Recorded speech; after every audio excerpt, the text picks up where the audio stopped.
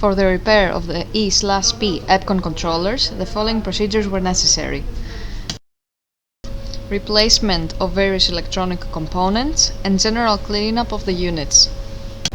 For testing, we add a 100 volt AC power supply and some LEDs in order to depict the adjustments of the controller.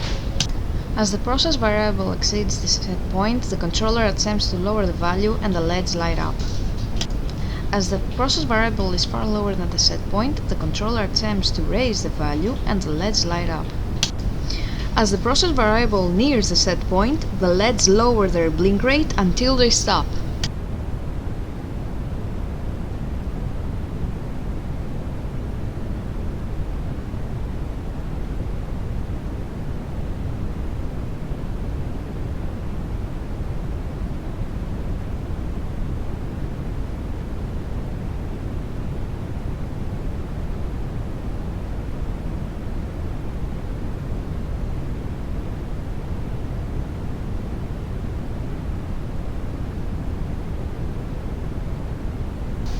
The same process is repeated for the rest of the controllers.